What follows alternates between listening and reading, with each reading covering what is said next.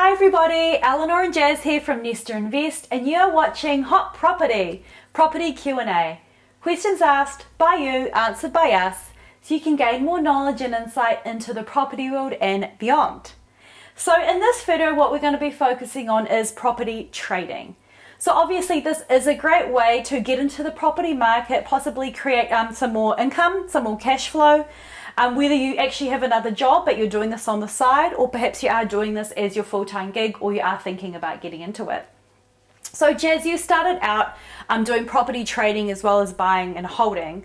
So I thought today maybe you could share some of your tips and insights about property trading, maybe for those who are looking to start out and what to look out for specifically.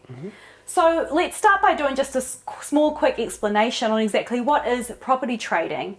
How does it differ from buying and holding, or perhaps developing? So property trading is quite simple in its explanation. So basically buying a property, adding some sort of value, or buying it cheaper than market value and selling it for a profit. So, and it can be any duration, can be from a day to infinite. So that's property trading. Yeah. Buy and hold, quite simple, buying a property, holding it for a long period of time. Okay, so with the trading though, you did say infinite, but it would be a shorter period of time. It can, You know, a few months perhaps, or a year max? Yeah. Yeah. Yep. You know, you started out doing property trading, but what made you want to get into it in the first place, and did you have any help? Yeah, so I got into it fairly early on. So I bought and hold quite a few properties, and after that I got into property trading. So property trading was basically because of running out of cash, because we were buying property, so I needed some cash. So that's how we got into it.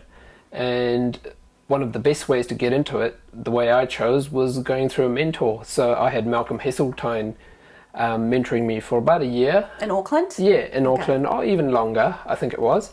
And yeah, it gave us directions from the start, how to buy, you know, every step of the way going through. So yeah.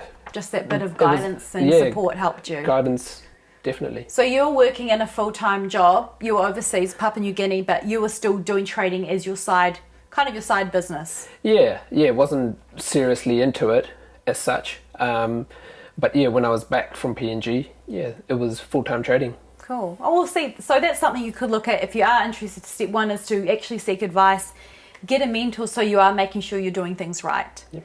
So by doing things right as well, that's a good segue into our next topic is, you know, people do get excited about trading. What can we do with this property? But I think it is good to take a step back and look at it from like a legal or, you know, financial point of view.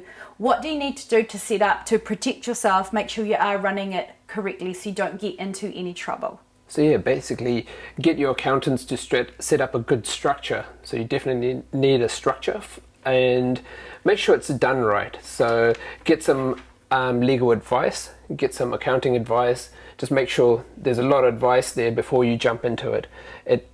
You will have some GST implications. So when you buy, when you sell, when you renovate, and yeah, there'll be a lot of things and tax implications. So just make sure you always get that advice before you start. Good idea. And don't just jump into it. That's my first advice. As exciting as it is, get that set up, get all your ducks in a row, so then you are looking at it like a proper business. Yeah. Good to know.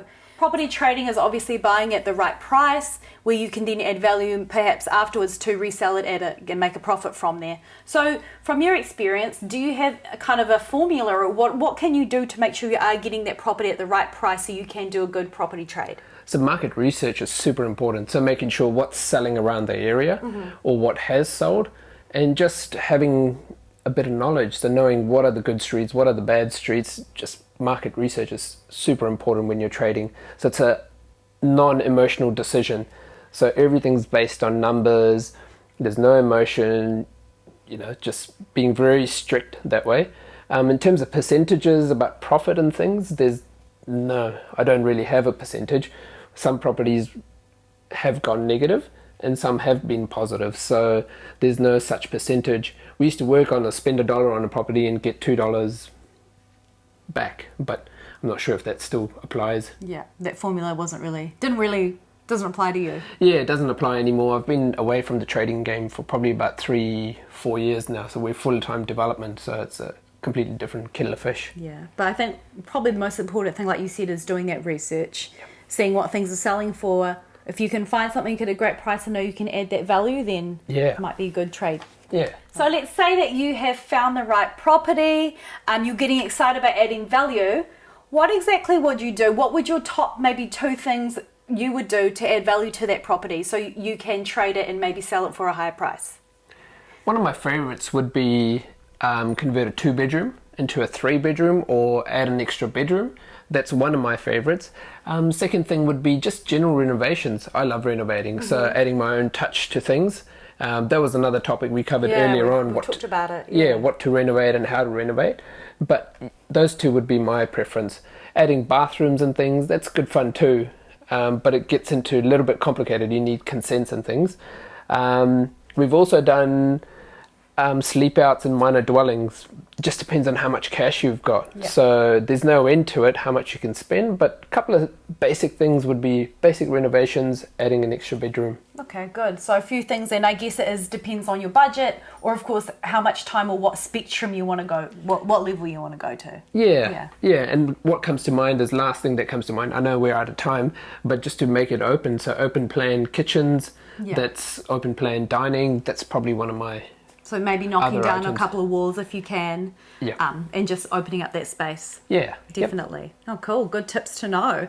So that is the end of our video. Some tips on property trading and what to look out for and what to do just to get started in there. So I hope that was helpful. If you have any questions, we would love to hear from you. We're on all those platforms on social media: Facebook, Instagram, LinkedIn, YouTube, and of course our website, nestainvest.com. So hit us up if you have any questions. We'd love to hear from you and hear your feedback. So thank you for watching, and we'll see you again next time. Bye. Bye.